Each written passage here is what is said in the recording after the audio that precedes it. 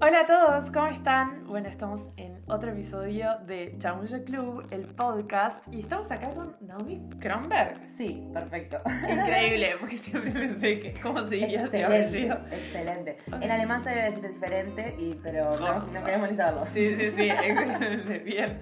Me encanta que estés acá, gracias. Gracias a vos, es un honor, es un honorazo. Bueno, ¿qué más? Porque, ¿qué onda? ¿Te querés presentar hacia nosotras, hacia la cámara? ¿Qué onda? Sí, ¿qué ¿Quién onda? sos? Hoy en día capaz de definirme es un poco más complicado. Antes capaz que me decía así, re bailarina, en algún momento fui patinadora. ¡Wow! ¡Qué lindo! Muchos años de mi vida fue como mi primera disciplina, como deporte. Mauricio Kalstein fue ahí como mi guía.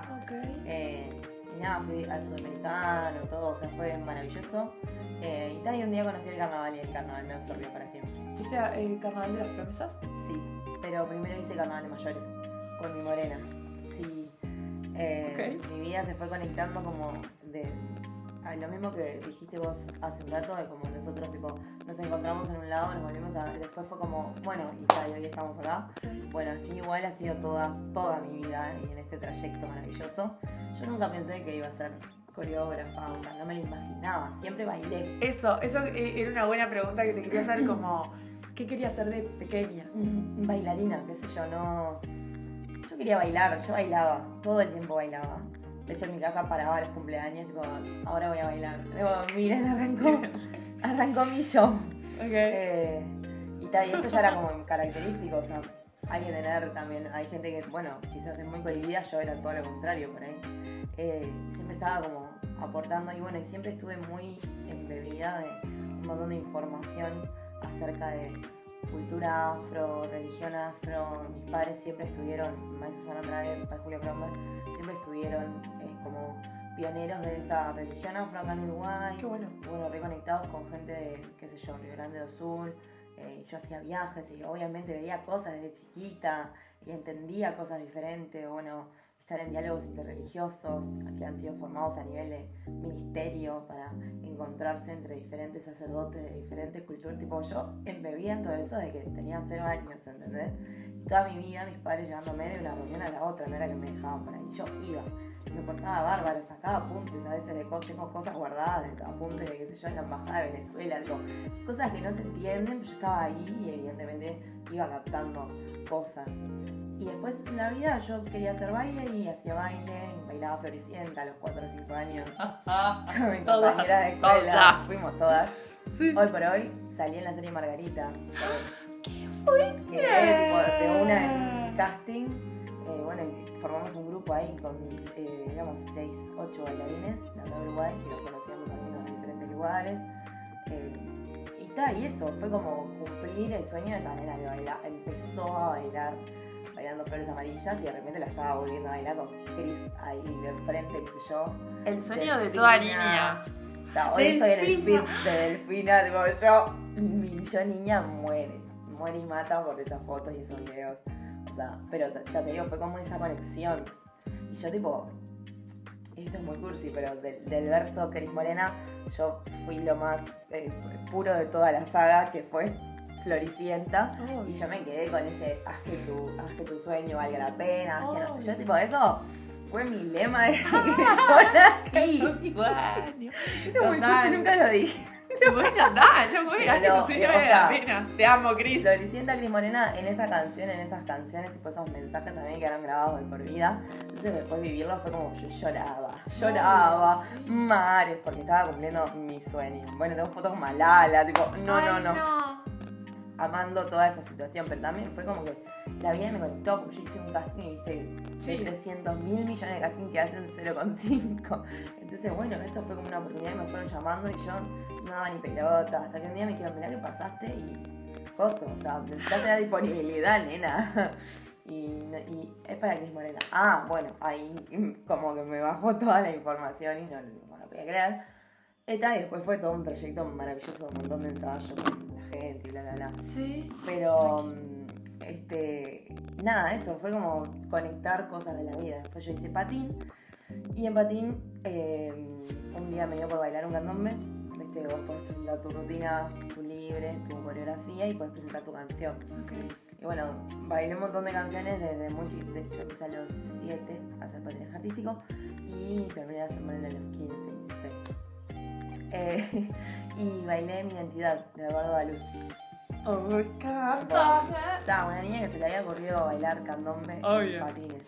A todo esto mi madre desde los 4 o 5 años me había metido, no me había metido en nada, ella se había introducido en el coro Afrogamba de Chabela Ramírez. Ay, hermoso, hermoso. Ponele que 2003, 2004, yo soy del 2000, imaginen, yo piojito al lado de mi madre siempre. Hermoso.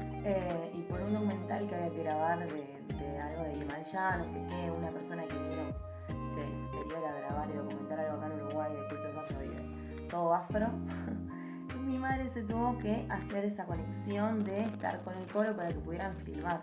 Y a partir de estar con el coro para que pudieran filmar, eso nunca jamás paró. O sea, yo estuve en el coro programas de los 4 hasta ahora, que en algún momento me agarra, que ahora ya no coincidimos nunca, pero a veces Chabela me agarra el brazo así, vení y tienes que actuar. Sí, obvio. Sí, tenés que aparte hacer si lo te que- llama lo que Chabela, venga, yo lo que voy. venga. Obvio. Ahora hace un montón de años que yo no coincido y las miro siempre de abajo y extraño también ese lugar. Claro. Pero fue algo tipo que también me instruyó a lo largo de toda la vida porque lo de Chabela es militancia pura y dura, porque Obvio. le sale así tipo por los poros y sin pedir nada a cambio. O sea, nosotras íbamos a un montón de lugares, yo con un montón de mujeres de todas las edades, o sea, imaginé yo siempre la más chiquita y había mujeres de hasta 80 y pico. Sí. Entonces, cada una con sus vidas, con sus realidades, yo me enteraba de cosas que le sucedían a un montón de mujeres negras alrededor mío todo el tiempo, porque yo vivía esa interna de grupo de mujeres por un montón de años. Sí. De hecho, estaba hasta la abuela de Débora Rodríguez, o sea, compartí con gente muy increíble y muy tipo iluminada, viste, de la vida. Sí. Y vivimos también cosas re lindas y re heavy, porque íbamos a esos lugares, qué sé yo, de mujeres que estaban, no sé, alojadas por cosas de violencia, Sí. o cárcel de mujeres, o de repente, o sea, y siempre de la concientización y del feminismo y el racismo, el discurso de Chabela de siempre, de toda la vida. Entonces, yo lo fui mamando y empapando y en un momento lo llevé a mi patín. Y ahí pasó eso, en un día estaba en una Ay, qué presentación. salado, qué bueno, qué bueno. Sí, En una sí. presentación una vez estaba Ángela Farías, Ok. que falleció hace poquito, que en paz descanse Ángela, que estaba haciendo en ese momento la puesta en escena de Mi Morena. ¿Pa qué? Eminencia. ¿Para qué? Ángela. No. Hizo así. Sí. Y yo terminé en la competencia y hablé con mis padres y les pregunté si me podían invitar a salir Ay, en la mi comparsa. amor, me muero. Hasta ese año todavía se podían los menores subir al teatro de verano. Claro. Y en ese momento yo obviamente dije que sí y lo viví muy niña.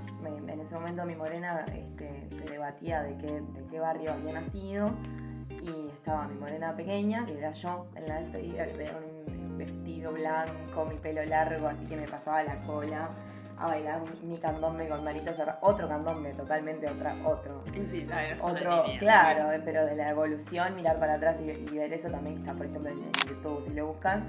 Lo vamos a poner por acá. Sí. Que Sí, debe sí, estar sí. ahí. También ahí compartí con gente muy salada y yo lo viví con demasiada naturalidad porque tenía 11 años. Qué increíble. ¿Entendés?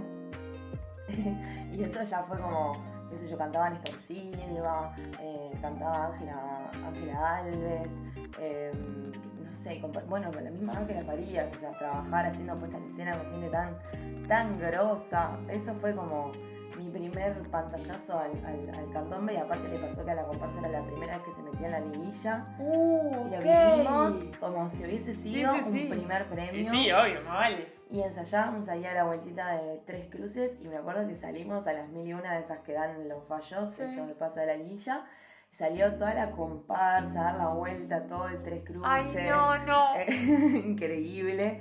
Y yo tengo fotos tipo con la escoba, ¿no? Que debe ser la única vez que agarré y salí con la escoba porque de la euforia. Tengo otra foto con la bandera. O sea, yo hice todo porque estaba extasiada, bravía, habíamos ganado el primer premio. Sí, obvio. Y después salimos terceros, o sea que también fue épico, increíble estar en el podio. Y ese fue mi primer año. Pero era muy chica también, al otro año dije, no, tampoco, o sea, fue un montón. Sí. Yo igualmente no iba a los tablados, o sea, me cuidaban mucho. Qué bueno. Hay que bancar un niño también, o sea, tenés que tener un personaje para darle o algo específico, porque no lo vas a tener siempre. Es un cansancio letal el de salir en carnaval. Sí. Y después, el carnaval Floresa fue un camino de vida, ahí empecé a dejar todo, porque el carnaval cada vez yo tenía más oportunidades y conocí gente muy zarpada que me dio oportunidades muy zarpadas en ese momento. Ejemplo, y le voy a nombrar el gran Tutu Eduardo Uturelo, que me dio un par de personajes principales en su momento en un par de revistas. Y fue como esos personajes actuaban, bailaban y cantaban, entonces claro, tenían una responsabilidad que yo me tenía que aprender letra, cosas. Yo siempre fui muy dedicada a lo que me decían que tenía que hacer. Tenía que hacer un personaje de mover una silla, bueno, pero era mover una silla en tal obra y yo investigaba la obra, miraba la película, miraba la versión, miraba como que me gustaba mucho. Entonces, muy apasionada, muy chiquita, le dediqué mucho a eso. Bailaba intentaba bailar, porque nunca fue mucho mi palo. Y clásico, intentaba bailar lo más revista posible, clásico, ya, no sé qué, no sé cuánto, apertura, estiraba, cosas. Y en esos momentos los personajes también eran como de rebelarse y de no sé qué. Yo estaba ahí en los 15 años, ponele. Ahí fue también como un clic en mi vida. Por esos años, un poco más chica, ya nos conocíamos con Facu Alta. Y Charo era tipo el 2, ¿no? Mamá Charo. Total. El 2 de mi madre, tipo que estaban ahí Qué bueno, todos los ensayos, bancándonos a nosotros. Claro. Salíamos junto con el Facu.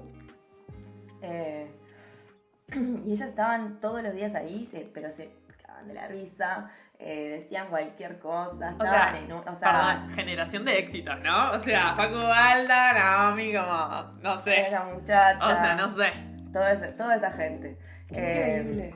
Y sí, y ahí ese vínculo con el Facu fue como eterno. Ya nos conocíamos de vernos en la COP, qué sé yo, de coincidir entre las afrogamas y demás. Pero ahí empezamos a salir juntos en carnaval 2014. Hace muchos años. Muchísimos años. Y después de ahí, esos personajes como de rebeldía, un día Charo me agarró y me dijo, ¿vos te das cuenta que con esos personajes vos hiciste un click? Que es hablado. Eso fueron oportunidades que me crucé con gente muy grosa por el camino. En el movie me había cruzado con Conchi Tejera, que para mí también fue un mentorazo. Yo hice muchas danzas urbanas. Luego también me enfoqué y fue como absorbí mucho conocimiento. Fui a estudiar en Big Bang.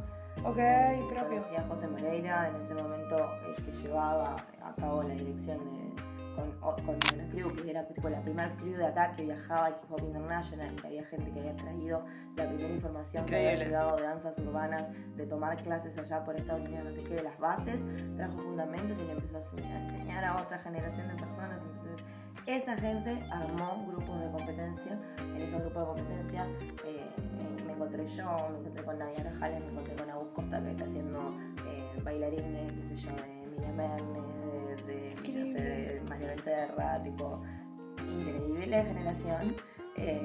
Y claro, de ahí fue como, me dieron mucha base y fundamento, y aparte de cómo aprender, de cómo enseñar. Eso yo me metí en el 2015 hasta el 2017, estuve a full en la academia de cómo entrenar, de cómo prepararse para un truco y de cómo el truco. Y dejamos el Hip Hop International. El Hip Hop International nos entrenaron para ser jurados a partir del reglamento del Hip Hop International. Entonces, estamos certificados por el Hip Hop International para ser sudamericanos de acá y estar acá en el nacional. Y ahí, claro, tipo, tomar ese tipo de conocimiento, 15, no, en ese momento tenía 17, pero nos habíamos preparado desde el 2015, nosotros nos teníamos muy preparados, teníamos psicólogo, teníamos nutricionista, teníamos, y claro, eso fue conocer referentes, hacíamos talleres para traer a gente, gestionábamos nuestros propios talleres para hacer fondos, para viajar a Sudamericano, 15, 16, 17 años, gestionando, siendo muy conscientes de cómo eso fueron muchas herramientas a una edad muy temprana, y me dejaron a mí herramientas increíbles. Por ejemplo, para mí el freestyle siempre fue como un camino como de terapéutico, y nos entrenaban para batallar, porque nosotros estábamos en muchas batallas, generábamos espacios de batallas de baile, y era como una de las academias pioneras de todo eso, Big Bang en ese momento. Y claro, gestionábamos talleres y venían jurados, qué sé yo, de Italia, de Argentina, de Chile, y nos daban un workshop ese día, y absorbíamos información de gente internacional siendo muy chicos. Y claro, Increíble. y todo eso fue como, claro, una bomba de información siempre para mí.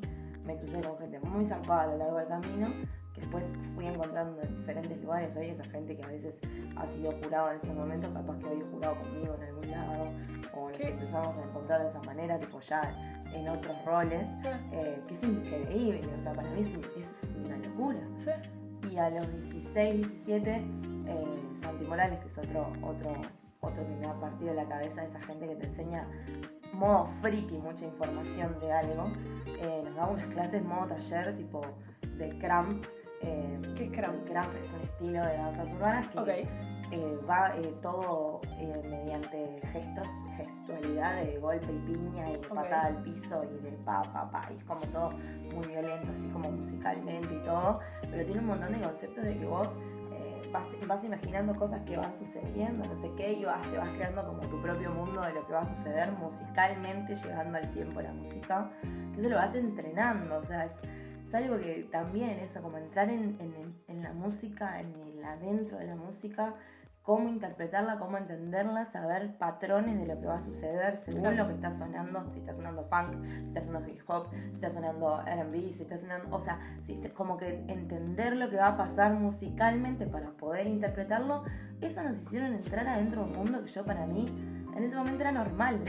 Claro. Hoy lo pienso y me doy cuenta que No, mucha data. No, mucha dedicación de tiempo, de todo, de energía. Yo tengo hoy escrituras de tipo, antes de empezar a bailar un estilo, leer, tipo, el estilo este se creó en tal año, por plan claro. Tal, y esa es información que hoy la tengo guardada de pedo, pero que para mí es crucial. Hoy quizás la gente va a bailar lo que sea y no le importa saber de dónde viene, de qué, o sea, se lo explicás y mira para otro lado porque quiere empezar a bailar nomás. Capaz que solo quiere bailar o porque capaz que solo quiere grabar un video. Y claro, y vos le contás, no, porque bien este estilo lo creó y se hace así porque esto tiene referencia. Y se aburre de que le hables y le expliques, no le interesa saber. Y en ese momento para mí eso era lo más vital. No, es lo más vital, sigue siendo lo más vital. Y claro, pero hoy, por ejemplo, o sea, las clases a los adolescentes los amamos, los tenemos que formar.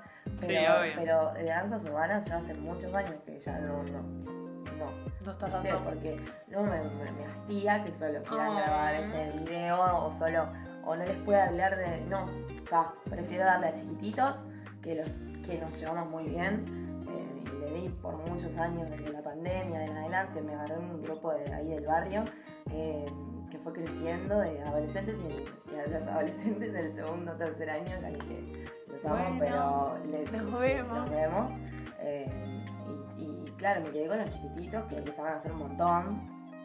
Tipo, te estoy hablando de 3, 4 años. Claro, hasta 10, y cuando ya era más grande, 10, 12, 15, ¿me entendés? Y como que tuve un periodo ahí con ellos hermoso. Sí. Me di cuenta que me llevaba bárbaro con los niños. Ahora es un tiempo que necesité ese tiempo para otra cosa, pero nada, como que los extraño, entonces cada tanto ahora estoy dando esas clases también de candomé para niños, me encantan esas dinámicas y qué sé yo. Pero qué sé yo, después de las danzas urbanas, eso, empecé a cubrir clases, porque Santi Morales me llamó, ahora sí vuelvo al hilo. Santi Morales me llamó para cubrirle un par de clases de locking, de funk, en ese momento él daba, y yo tenía todas las bases de esta danza urbana del locking. Me encanta esa, sí. De hecho, cuando viajamos al mundial, que nos anotamos para batallar, o sea, yo tenía 17 años y tenía el valor de anotarme para batallar con gente de todo el mundo. Yo lo intenté, o sea, no me importó, yo estaba ahí y decidí decir sí, me voy a anotar a los preliminares para intentar batallar con alguien. Y de jurado estaba la gente creadora del estilo, o sea, estaba Tom Campbell-Lock y Tony Basil, que era la única mujer que estuvo en el grupo de The Lockers, que fue el primer grupo de locking que nació del Soul Train, del programa Soul Train. cuando sonaba James Brown y de repente Don Campbell estaba ahí improvisando unos pasos que nadie sabía lo que hacía, porque en realidad ahí todo el mundo bailaba sin ningún tipo de técnica, porque la danza era libre, el funk era libre. No puedo creer eso, qué zarpado. Yo lo conocí al tipo, ¿entendés? Tengo una foto en mi Instagram, estoy así haciendo un lock al lado de él. Le voy a poner acá. Sí. Es maravillosa. Y tengo otra con Tony Basile, así ella reina diosa. Don Campbell falleció después, unos años después. Yo hoy puedo decir que le pregunté qué le parecía mi danza. Y a Tony Basile lo mismo, ¿entendés? ¿Y qué te dijo? Y hablaron en general porque todo el mundo le estaba preguntando. Obviamente dijeron que obviamente dijeron que el entrenamiento era absolutamente todo. Que el entrenamiento a modo de baile, no a modo de partidera, a modo de escuchar la música, que ese entrenamiento era necesario. Que era lo que yo hacía todos los días, ¿entiendes? Para mí eso, y hoy casi no tengo el tiempo de hacerlo. De escuchar la música, yo siempre fui a grabarme para que me quedara el registro, o sea que tengo 1,5 millones de videos. Y está buenísimo grabarse, de hecho, sí, claro. Para verme y para ver qué hice y cómo salió y cómo interpreté ese sonido. Y a veces de ahí hoy saco ya las coreografías para hacerlas. Tipo, hago un freestyle y ya se me ocurren 2, 3, 4 ideas y conecto y ya está pronta la coreografía. Pero de sentir la música y de escuchar lo primero que te dice o primero o lo segundo. Eso es como lo más puro que te va a salir. Lo más sencillo y ahí está la clave. Por lo menos para mi algoritmo. Y nada, eso, empecé a dar las clases, a entender esa información. El hombre dijo que había que entrenar, que había que sentir la música, y ella dijo que el locking a modo femenino se había perdido. O sea, estaba como... o sea, que había que buscar también entender cómo moverse femenino a la hora de bailar locking. Que en realidad todos parecíamos lockers, a modo masculino. Y que nada, que estaba bueno explorarlo de alguna otra manera. Yo hoy pienso eso y miro los videos de ella y entiendo que hasta ella cambia pasos incluso para bailar de otra manera. Claro, ella era la única. O sea, capaz que hoy se hizo todo más cuadrado para que no se pierda cuál es la base teórica, pero ella se tomaba libertades de hacer cosas que eran bellísimas, que capaz que salían del locking, pero bueno, ella lo movía y lo hacía a su manera y es increíble. Entonces, claro, yo creo que a eso se refería. Y bueno, y después, ¿qué pasaba? Que pasaba mucho con el lado asiático, que era increíble todo el entrenamiento que tenían y la rapidez que tenían para hacer 355 millones de movimientos en un segundo, pero se perdía el verdadero sentido, esto lo dijo él, de los locks, por ejemplo, de decir de un point, de decir, bueno, te estoy mirando para interactuar contigo, no porque estoy haciendo claro, entiendo, no haces ya, y ya te quedás en esa y buscas otra manera que es en realidad a donde quizás ellos iban con ese movimiento. Pero bueno, obviamente todo evoluciona, entonces bueno, lo más zarpado es como encontrar quizás 350 maneras de llegar al movimiento. Y bueno, a modo técnico, hoy capaz que eso puntúa más en una batalla, por ejemplo. Entonces se centran en entrenar así y le salen freestyles increíbles. Claro, a veces es innecesario de tanta flor. Entonces yo creo que iban como a eso. Pero bueno, es también el encuentro de la nueva escuela con la vieja escuela. Que ellos obviamente ya se estaban enfrentando como 3 o 4 generaciones para adelante de lo que ellos habían creado. Claro. Entonces, como encontrar ese medio pasa hoy con el candombe, por ejemplo. Que, bueno, que la gente que dice sí, los toque mal, no, los toque mal, hay siempre batallas, siempre de lo que, no, porque esto sí es danza candombe, pero no sé. Esas escuelas siempre van a estar en esa transición y para siempre con el que viene y así para siempre, o sea, es válido, va a suceder. Pero estuvo buenísimo escucharlo en ese momento de su boca, fue impresionante. Mi primera clase fue de locking, unos meses después de haber vuelto del mundial, de esa locura. Después empecé a cubrir clases, hasta que en un momento me llamó el dueño de la academia, Fusión, que lo amábamos también, a Santiago. Fue el primero que me abrió las puertas y me dijo, che, Nao, ¿por qué no das un horario tuyo para vos? Porque el grupo, increíble, el obvio. Hoy en día tengo una de esas chiquinas en el grupo de cuerpo baile de Cuarel. ¡Propio! De todo. Bien ahí. Y que una vez incluso me acompañó al primer show que yo coreografié, que fue de Denis Elías.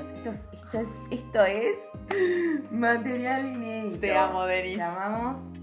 Yo le digo el Molestias, porque es la persona más o sea, que te molesta todo el tiempo, estás viendo de qué manera poder hacerte una broma, algo que te moleste, que te asuste, que te algo, y grabarte, para después escracharte. No nos molestó, es un molesto tremendo. Yo lo amo. Sí, lo amamos, te amamos.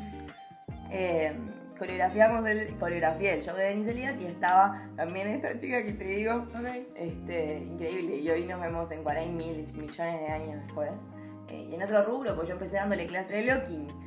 Claro. Yo Sí. después daba clase de hip hop, y ella estaba en ese grupo, también fue como un grupo muy tremendo de generaciones que Gonchi también le daba clase y tenía un grupo de competencia con ellas, entonces estaban como en ese mismo crecimiento de que hablábamos de las bases, de las cosas, de no sé qué, no sé cuánto, o sea, estaba muy zarpado. Para mí en ese momento darle clases a ellas era como épico, yo disfrutaba y me planeaba muchísimo cada clase y como le daba mucho pienso porque para mí era un mundo estar dando clases en ese momento y armar una coreografía capaz que me llevaba días, que hoy capaz que me lleva un par de horas cuando me ordeno bien, a veces no porque se va la inspiración, pero a veces sí, cuando estás concentrado y ya te pusiste, ya elegiste el tema, ya está, y te pones. Hoy en día tengo mi estudio y mi espejo, que antes también era impensado. Acá tipo perfil Naomi. Sí, Naomi. hoy ¿No? estamos por Sopreta. estrenar Congo, sí, Sopreta. Pero Sopreta. Congo, o sea, ¿es solamente tu marca o es también tu academia de baile? Es también un espacio en realidad que yo deseo que sea multiuso.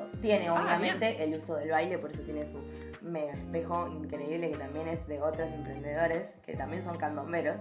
Y entonces nos creamos como este estudio para que también puedan suceder aulas a futuro de lo que sea, como de arte en realidad, pero esto como un espacio en el que pueda ser cultural, que pueda ser artístico y se pueda utilizar para cualquier cosa, porque está bueno, porque no es gigante, pero es re acogedor y se puede como hacer para diferentes cosas, se puede habituar. Claro. Entonces se va a estrenar ese espacio que se llama Espacio Congo, igual que la marca Congo, que en realidad la idea de la marca es que tenga como esa identidad cultural. Bien. Que tenga, que hable no solo de ponerte una prenda, sino que ponerte una prenda con algo que te pueda identificar o con algo que te represente.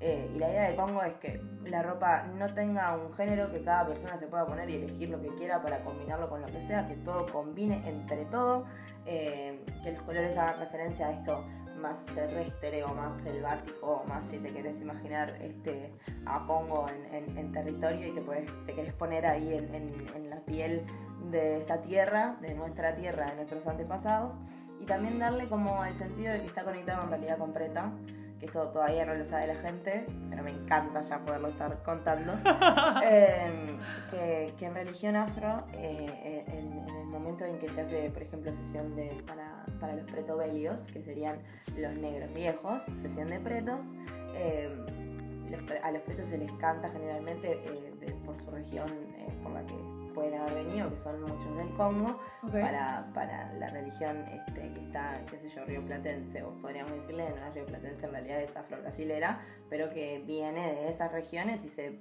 llega a estas tierras y que termina reproduciendo de diferentes maneras, candombe, candomblé, batuque, candombe, y bueno, y en algunos otros lugares, qué sé yo, umbanda, quimbanda, y acá también llega un poco de eso y termina generando esto de vivir. Por ejemplo, mi madre conoce, esto es paréntesis totalmente de chisme, pero mi madre afro y de padres y abuelos, seguramente todos esclavizados, y para atrás, y todo familia afro.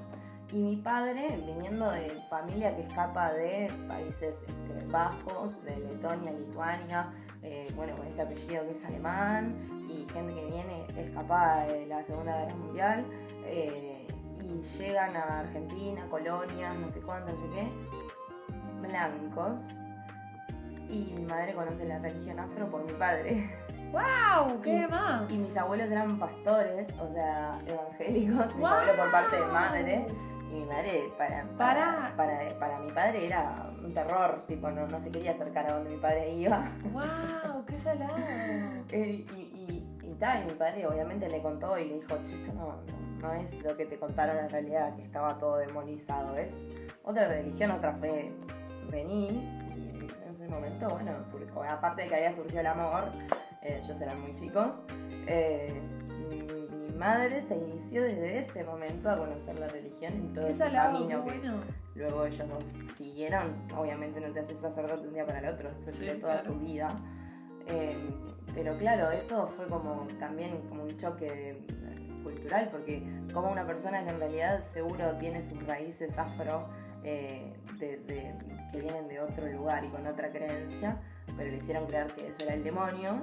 Sí. Y otra persona que en realidad quizás no es afrovisible, pero por ahí comparte otro sentimiento con la religión afro, Sí. le conecta con eso y sin ese prejuicio. ¿Me explico? Y también habiendo ido, o sea, él fue al colegio católico y bla, bla, bla, pero obviamente le hicieron pasar pésimo porque él era muy rebelde también. Pero por cosas básicas, o sea, que era zurdo, escribía con la izquierda y Claro. le pegaban un reglazo porque tenía que escribir con la derecha. Qué sea. increíble. Y tal, después en tiempo de dictadura ya harto, estaba yendo después aliada, fue pro-tupa, tipo, ¿cómo se dice? Ay, se me Semejante historia, tipo, como política, ¿no? Sí, como bueno, militante, también, siempre fueron militantes activos políticos muy zarpados. Mis padres, ambos dos, y yo estuve en la política metida desde muy chiquitita, entendiendo y escuchando todo y cada reunión, y ellos se reunían políticamente como culto afro, para poder generar un cambio, se incluyeron en la política, desde su misma organización la pasaron a un modo de lista para poder estar postulados y poder llevar a cabo cosas importantes, como por ejemplo tener leyes que amparen, o qué sé yo, en tiempo de dictadura les hicieron creer a los templos que necesitaban pagar un permiso para poder hacer una reunión de modo religioso, no sé qué. A mi padre se lo llegaron a llevar incorporado, ya en plena sesión, Sí. o sea, con su padre en trance, se lo llevaron en un esposado hasta la comisaría. No, es una historia de película en realidad para representarla en una serie, pero increíble, o sea, increíble. Después mi madre pudo llegar a la comisaría y a despachar al padre, pero, o sea, de otro planeta. Sí. Y de hecho, cuando le sacaron las esposas, ni bien él llegó, le dijeron, un policía que era de religión le dijo: discúlpeme, padre, por estarle haciendo esto, porque se dio cuenta que estaba incorporado y él era de religión. Y lo saludó, pero como de otro mundo, y ese tipo de cosas ellos vivieron. Entonces desde todo eso, y con la formación, mi madre es procuradora, con esa formación también y tuvieron un periódico religioso desde que yo era muy chiquitita, o desde antes que yo nací, ellos tenían el periódico.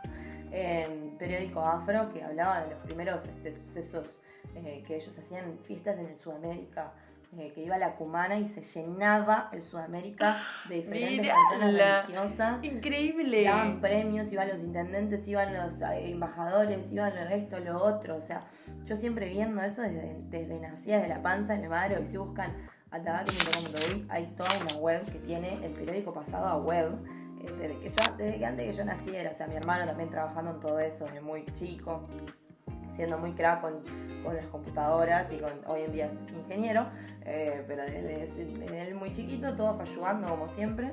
Y sí, familia, ¿no? Repartían el diario ellos en la camioneta. Mi padre siempre tuvo camioneta hasta el día de hoy, y yo iba en la camioneta, o arriba de los diarios, iba a la imprenta. Estaba acostumbrada a que todo eso se gestionara de casa, ¿me entendés? Alguien trabajaba, el otro iba y le decía, otro iba pensaba. Mi madre siempre sacaba fotos en todos lados. Hasta el día de hoy mi madre te saca fotos hasta cuando está respirando. Ay, te saca fotos. La he visto, Sí, la he visto, ¿verdad? Si con te el encuentras, celo te vas a tipo hablar. así, ¿o no? ¿No? Yo la he visto así.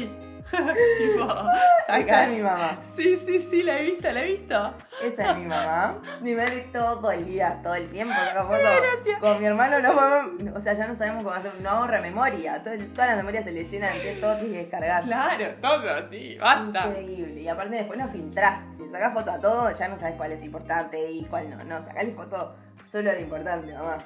Y tal, en ese momento el periódico funcionaba así. Obviamente las fotos se sacaban menos porque las fotos se tenían que revelar. Entonces Claro. no voy a gastar todas las del rollo. Claro. Pero eran fotos mucho más zarpadas y están todas impresas en mi casa, 1,5 millones de paquetitos de Fotomartín, así. Ay, poquitito de Foto Martín total, lo más vintage del mundo, tipo 2000. Sí, da igual. Y está todo ahí impreso, están todos los negativos. Yo hoy saco de esa foto para revelar los negativos porque me encanta tener la foto y los negativos y bla, bla, bla. Pero claro, son como berretines. Uso una cámara que tenía mi padre de Fotomartín, por ejemplo, pero que me encanta, ¿entendés? Sí. Y bueno, es como esa bobada que, bueno, yo aprendí viendo eso. Me fascina ver una imprenta, me fascinan esas cosas. Y hay fotos de yo, así 4 años, subida arriba de una pila de diarios. Increíble. Bueno. Y entre todo eso, políticamente también estuvieron siempre, y llegaron obviamente después a poder, mi madre dice que fue la primera mujer, negra, mujer y macumbera que estaba adentro, adentro del Parlamento, y eso lo dijo en el Parlamento. Y bueno, pero también como intentando marcar la diferencia de poder estar desde adentro y habitar un espacio que si no es muy difícil que te lo abran o que te lo den o te lo den en bandeja. Sí. Hoy Sí, hasta el día obvio. de hoy siguen Chao. en esa búsqueda y en esa militancia porque cambian los gobiernos, obviamente hay que pensar diferentes estrategias para cada generación o cada cosa que se vive, pero siempre hay alguien que tiene que estar en esa búsqueda de, porque no llega. Y quizás a veces llega y no se porta bien con todo el mundo que se tiene que portar bien, y las intersecciones siempre quedan tipo a lo último, tipo siempre. Y nada, pero desde ahí adentro también yo encontré y entendí un montón de militancia y un montón de cosas que sucedían en mi casa, que eran charlas de todos los días, de debatir entre mi madre y mi padre, de que no, políticamente esto, o lo que tenemos que hacer, o la estrategia, o lo que tiene que pasar, o en el evento, o en esta premiación, o no sé qué, como yo siempre absorbí un montón de información adentro de mi casa. Es que entiendo como también en esto políticamente mucha disciplina, ¿no?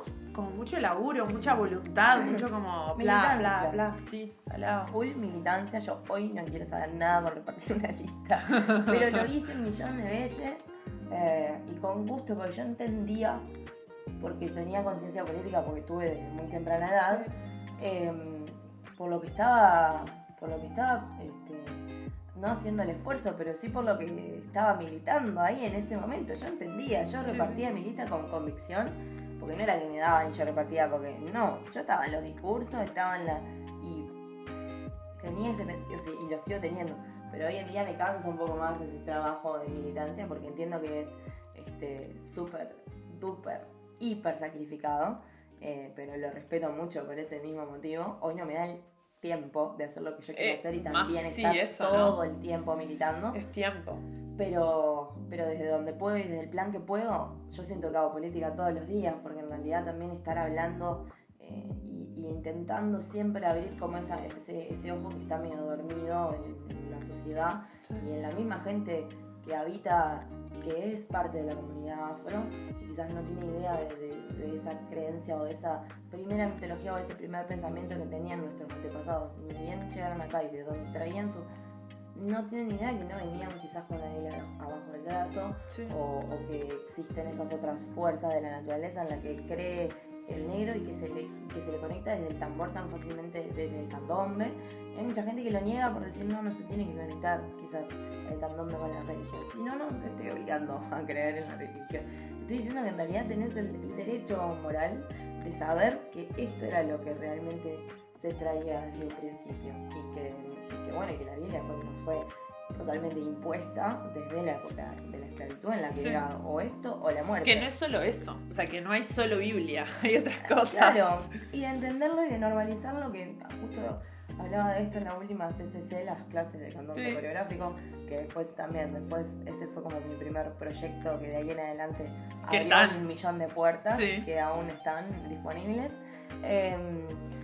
De las clases de candombe coreográfico, esto, que el otro día había gente de todas las edades, había como 40 y pico de personas, porque había ido el cuerpo de baile Cuarem, había 2x1 para que la gente fueron y cayeron niños, niñeces. Vi el video. Y claro, yo a la hora de plantear mis clases, generalmente algún paso de alguna referencia de algo afro ritual hay. Ya sea un brazo, una pierna, pero algún paso o algo traigo.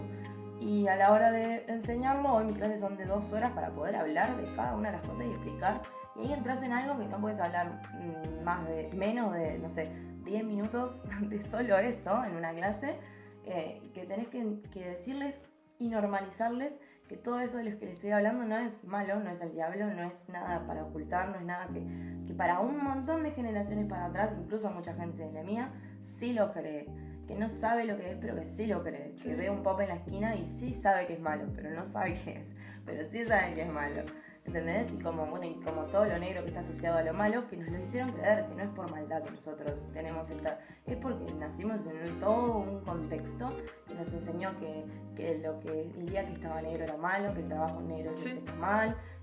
Negrear. Que decía que el quilombo o el prostíbulo, o que es un desastre porque es un quilombo, y cuando le damos esa connotación negativa a todo lo negro y lo normalizamos, porque hoy está normalizado que no haya, no sé, maquillaje del color debido para todo el mundo, o está normalizado decir que el color piel es el que te viene en el Faber-Castell, que es rosado, color piel de cerdo. Me lo enseñó un pintor hace poco en La Plata, me dijo, yo me dedico a pintar, y el tema con el llamarle color piel es que es color piel de cerdo, pero que no le podían poner todo el nombre en el lápiz al color piel. O sea, tiene mucho sentido, es el color de la piel del cerdo. Sí, pero nada, en realidad es como... Pero nada, como que ese es el origen del nombre. Sí, qué raro. Y de ahí en adelante el Faber-Castell es el... Sí, color piel. Hashtag color piel. Y como... Todo el trauma, tipo, y era piel de cerdo, boludo, ¿qué onda? Y nos traumaron con eso toda la vida. Nos han traumado, qué sé yo, las telenovelas, nos han traumado las hegemonías, los comerciales. Nos han traumado todo el pelo malo, lo que hablaban con la Romy, que el pelo que es malo es el afro, que hay trabajos en los que te han exigido de hacerte la planchita o no trabajás si venís con el pelo afro, como un montón de cosas que han estado normalizadas. No poder nombrar a los niños con un nombre que refiera a cosas afro, pero sí poder nombrar, qué sé yo, María Magdalena, no sé, lo que sea, que tenga que ver con la Jesús, religión. José, Juan, exactamente. Entonces, como no es contra ellos, claramente, pero sí es en pro de que entender que cada fe es nada, responsable de ser una fe en pro de lo bueno, si es una verdadera fe, y no en pro de decir, bueno, este es el malo y yo soy el bueno.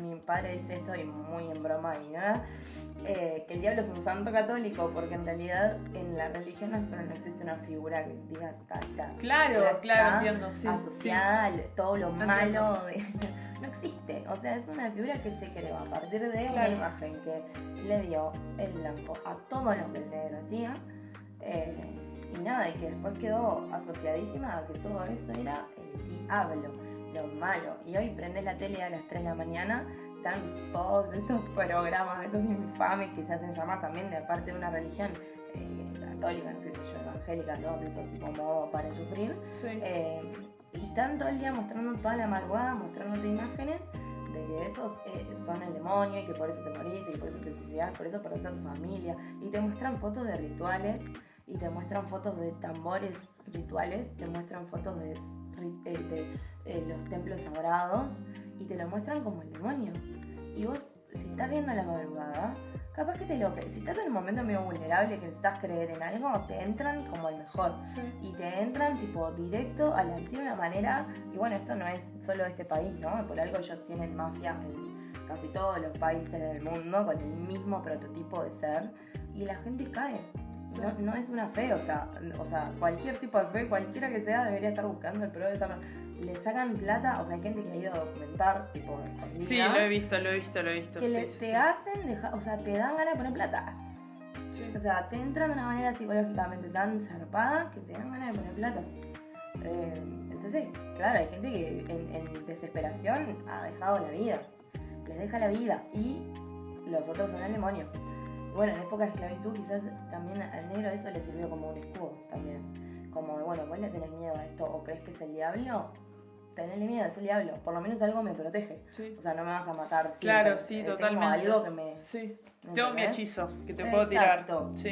Entonces, en un punto también sirvió para eso, pero después, obvio, el blanco se encargó. Hace poco vi un documental después de que fui a Argentina con las clases de candombe.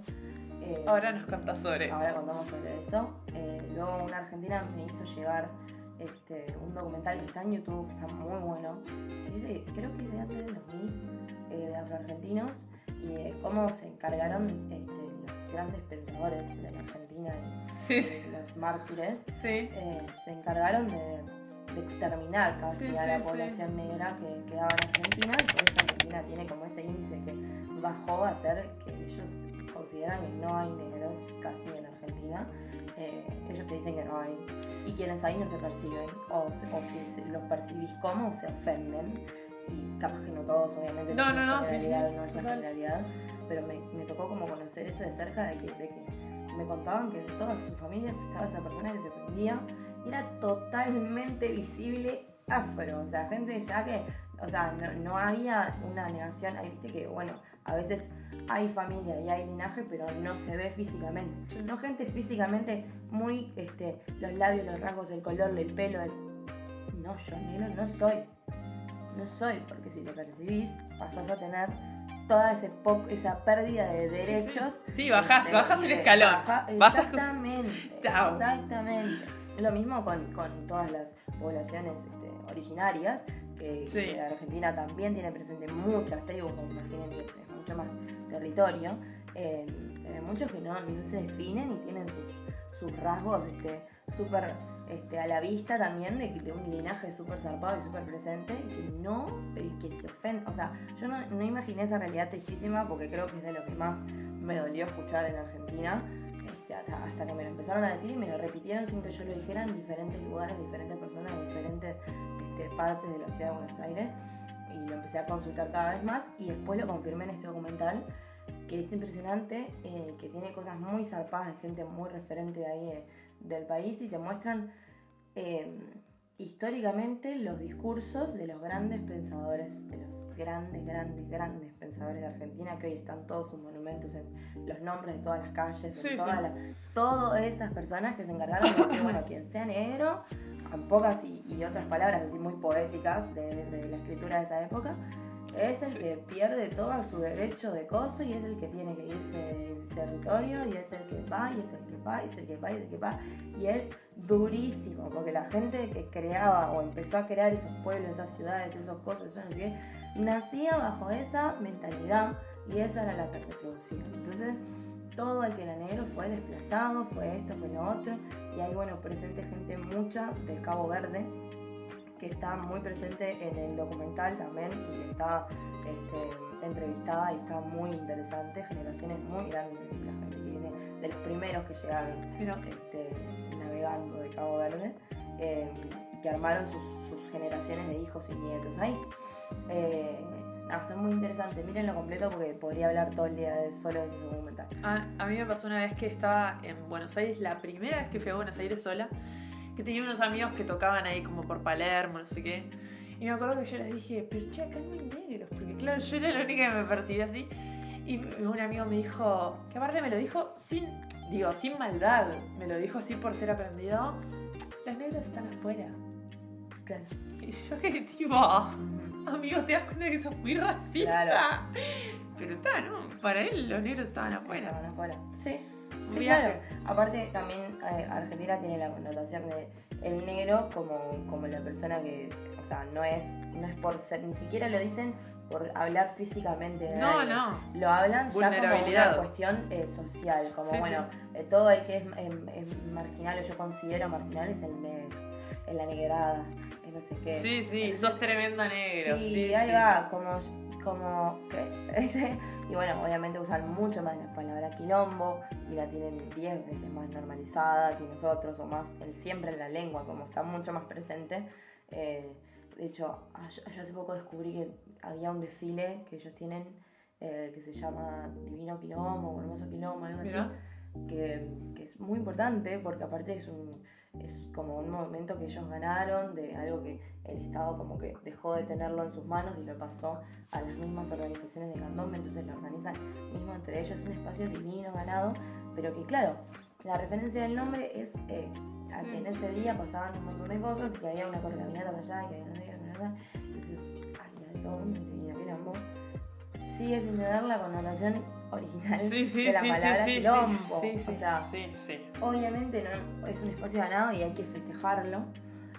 ¿Pero de qué forma? Pero en ese momento no estaba considerado el verdadero origen porque no había nadie que había llevado esa información en esa reunión en la que eso se decidió y nadie había traspasado eso porque se ha ocultado, porque no se dice, porque por algo abusamos hace tantas generaciones esta palabra de esta mala manera y aprovechamos para decir el verdadero sentido.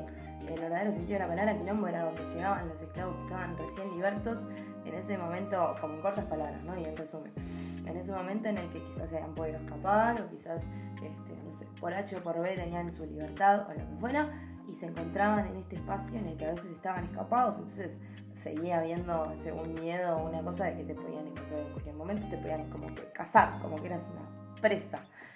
Porque si te encontraba alguien blanco eras de su propiedad, no porque vos solo por negro no podías vivir solo así como quien vive la vida tranquilo. Como quien es un ser humano. Como quien tiene libertad por nacer. Sí, claro.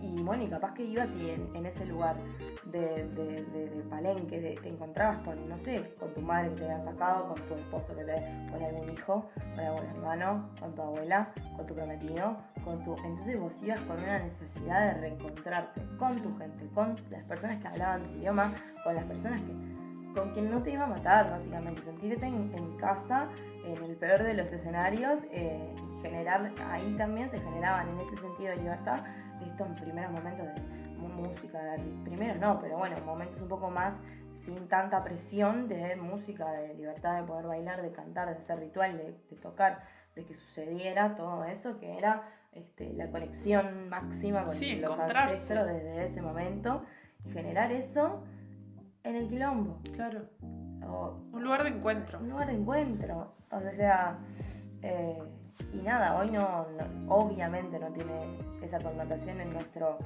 lenguaje común. Sí.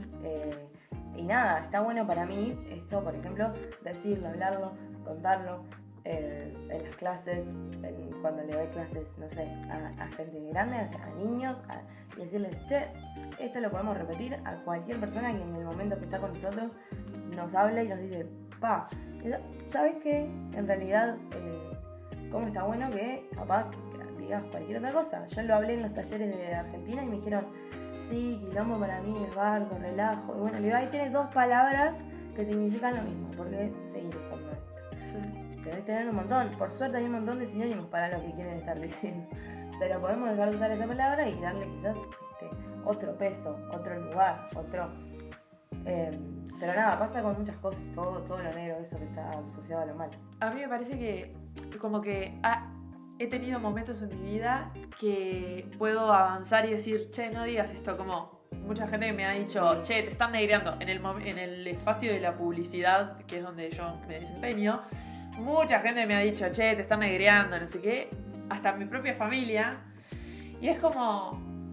Che, ya dijimos que esto no, o sea, debería ser algo como consensuado y de verdad en este momento, hoy justo me pasa que estoy un poco cansada de decirlo, como, y hay veces que digo, sí. No.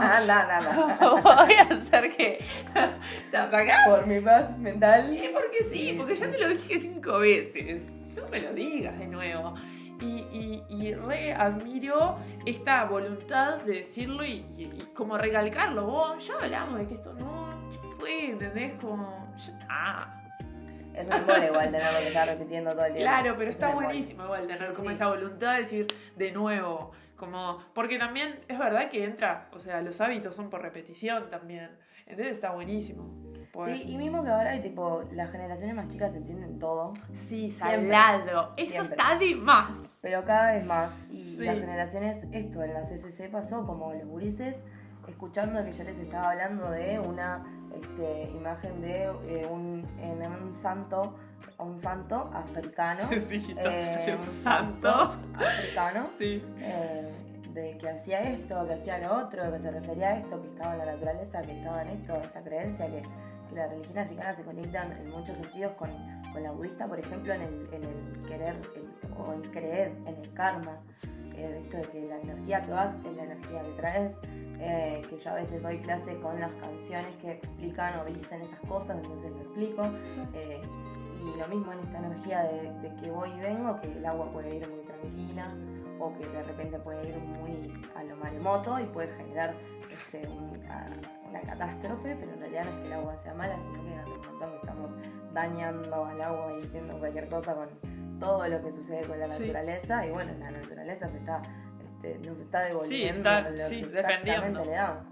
Entonces, como en esto de que la energía que vas vuelve, como explicar esas cosas y decir que esa creencia es así, y que si quizás vos ves o vas y pateás una ofrenda con mala energía, por ahí sí está generando un campo de mala energía alrededor tuyo, y no es que eso te está ahí para hacerte mal, ¿entendés? Que nadie lo puso. Quizás era algo para pedir dinero, para pedir salud, para pedir, y vos te creíste que era algo porque te dijeron que era para matar y no tiene nada que ver la religión para hacerle el mal a nadie. Ninguna de las religiones sirve para hacerle el mal a nadie. Es como si no sería una fe o una religión. Sí. Entonces, obviamente existen chantas en todas las religiones. También, eso hay que tenerlo muy en cuenta. Hace poco descubrieron no sé cuántos budistas que tenían, se estaban quedando con una plata de que una noticia. Pero ya desde los Mónica la sacó. Ya. Mónica Love. Ya desde los católicos, o sea. Desde los católicos, todas las situaciones, que obviamente no puedes pluralizar, pero fucking pedofilia. Exactamente, entonces chantas hay en todos lados. O sea, exactamente. Y los que prometen que hacen el mal en realidad no son parte de la religión, en ninguna de las religiones.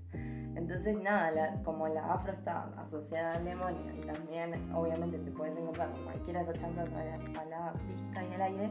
Por ejemplo, los cartelitos, todo el mundo haber visto de un tal Donato. Ay, sí, tipo, la ¿qué? magia negra y que no sé qué. Sí. Y como, claro, eso en algún momento mis padres lo denunciaron, incluso penalmente, porque salió en un programa de televisión diciendo que él era religioso, en un programa de televisión de esos burdos que había en ese momento, tipo, no sé, 2006, 2007, 2008, tipo, no sé, gente de tipo Nacho Álvarez, ¿me entendés? Conduciendo y diciendo, ya vamos usted hace magia negra. Vamos al país, literal. Literal. Y el tipo salió con un rifle a disparar al aire, boludo. En televisión, y el hombre diciendo que eso debe estar en algún lado, lo voy a buscar. Sí, debe estar, ojalá que lo hayan ocultado, pero debe estar.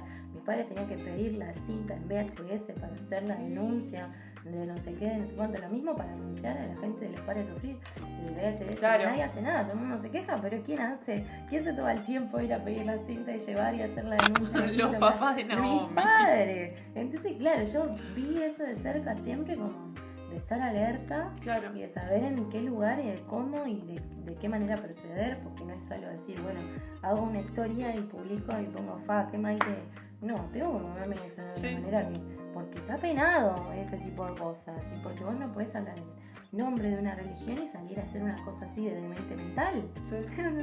O sea, no existe en ningún momento, no puede estar representando a nadie. Qué salado. Entonces, en ese momento te das cuenta que hay gente que está diciendo y haciendo cosas naturalizadas al resto del público, que claro, el que no sabe se come la pastilla de que eso es la religión. Y si sumaba a todo el resto de crianza que ya tenemos, de la misma gente afro que quizás alguna vez vio o escuchó, no sé, una sala de nación o algo que la tía, que el abuelo que dijo que esto, que lo otro, y que la tía la que nunca dijeron que era de la familia porque en algún momento se incorporaba o que bailaba o que esto y lo otro, y las ocultamos y los pusimos abajo de una alfombra y nunca más hablamos de ellos.